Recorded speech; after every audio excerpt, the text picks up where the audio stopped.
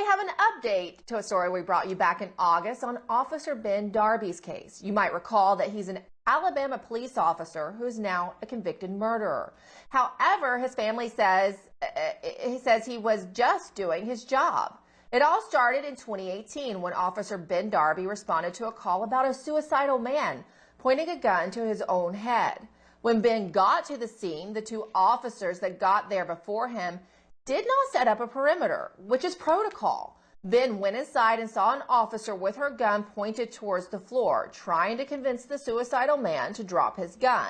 Ben took control of the tense situation and told the man to drop his weapon 4 different times. The man refused police orders and then motioned his gun to Ben. So Ben shot him. Put the gun down. Put the gun down. Hey, bro. Put it down, bro. Put the gun down. Put it down. I'm not going to tell you again. Please, please, lower the gun. 44 shots fired. This is often called suicide by cop. Despite Ben making a tough call and doing his job, a judge convicted him of murder. He's now serving a 25-year sentence. Local news articles make it seem as if Officer Ben Darby is a careless killer, but his family says the media and district attorney suppressed key details about the case. During recent oral arguments in the Alabama Court of Criminal Appeals, Darby's lawyers argued that the judge violated Ben's constitutional rights and that the judge also omitted certain jury instructions. Darby's lawyers argued that by turning off the video feed at some points during the trial, the judge violated his Sixth Amendment right to a public trial. Let's welcome Officer Keelan Darby and Bernie KERIK to The Absolute Truth. Good to see you both again. Now, Keelan is Ben's wife. She's also a police officer herself, so thank you for your service to the community, Keelan. And, of course, Bernie KERIK, a good friend of the show, is the 40th Police Commissioner of the New York City Police Department and a Pipe Hitter Foundation advisor who attended the hearing to support the family. Thank you both for being here. Thank you. Good morning. Now, Keelan, I want to start with you. I'm glad to get to talk to you again. You've said that the other officers who responded to the call that day in 2018 failed. And now the judge has failed your husband. But explain where we are now. Give us an update.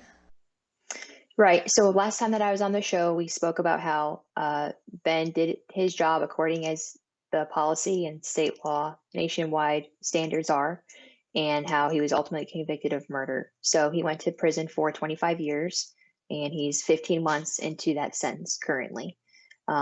Last Thursday, we had oral arguments in Birmingham, and that's a very big step forward in our process because only 30 cases a year get to go before this court. So out of all the cases that get appealed, we were one of the 30 that was chosen, and then we were 1% of that group that was allowed a public oral viewing. So we went before the judges. There's 5 judges on that court, and we argued 2 of the 33 issues that we have with Ben's appeal. Those 2 issues being why the courtroom was closed to the public, which is a constitutional violation of his rights, and then why he was not viewed as a reasonable police officer, which is it's on state law, state legislator, that police officers have to be viewed differently than a normal citizen because we are trained differently to handle situations that normal citizens don't encounter. Yeah, we presented. What's the next step? When do you expect to hear back? We unfortunately don't have a deadline or a timeline for the judges to make that decision. So we are waiting for them to come back. It could be today. It could be sometime next year. My gut is telling me February we might hear something because this past February was when we originally filed our appeal and they were given all the paperwork. And usually it's a 1-year turnaround. So I'm hoping before then, obviously, to bring my husband home. But the earliest, I believe, my gut feeling is telling me February. Now, Bernie, you're a very experienced law enforcement professional and a former police commissioner. When you look at Ben Darby's case, would you say he followed protocol, which it sounds like he doesn't? I mean, there's the body cam footage that fully details or shows the situation. And how often does this happen to police officers? You know what, Emerald? When you watch the body cam, you listen to what happened at the scene. You hear the radio transmissions. By all accounts, unless there was something completely missing, which this case is now gone to court, so we know we have all the evidence. Ben Darby did exactly what he was trained to do. He did exactly what the department's policies are. He did exactly what the state training standards are. He did exactly what he was supposed to do based on his training.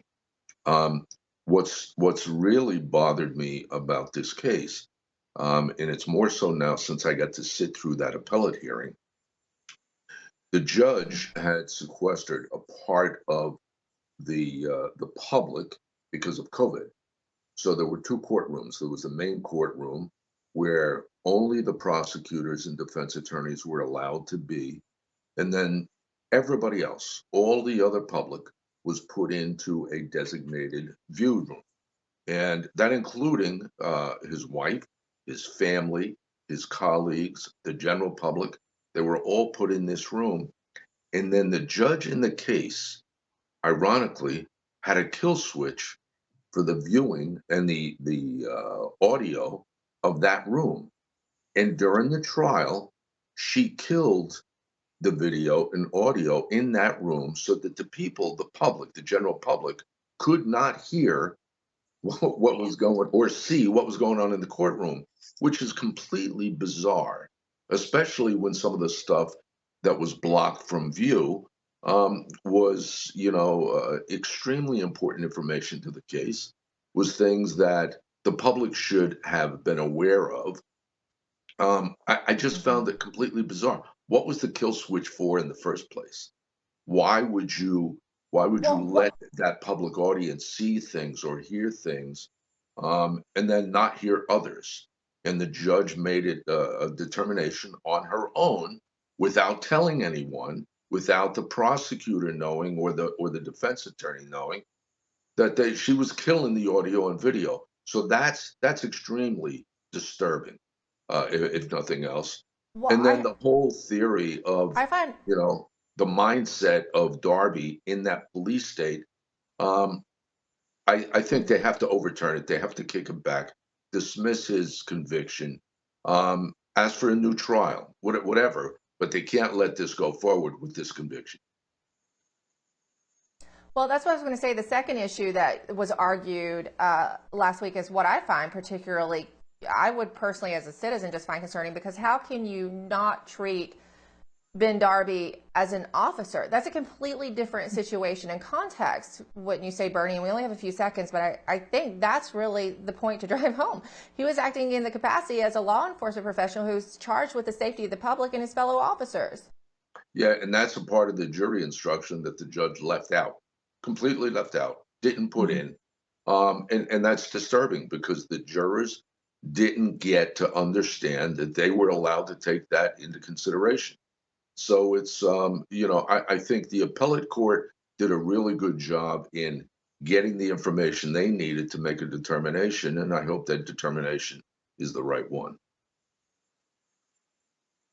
Before I let you both go, Keelan, I just have to ask you, in light of this latest development, how is your husband feeling and how is he doing? He's very hopeful. We spoke several times Thursday after the hearing, and I was able to tell him everything that was discussed. We're very hopeful of our situation. But again, Ben's in prison, and it's a horrible place that he's at. He's among true bad guys, true people that he shouldn't be around. The Yeah. protected status that he should have, he doesn't have. And he takes it a day at a time, and he does his best. But um, it's a very difficult situation for the both of us because we've been separated for this long. Yeah.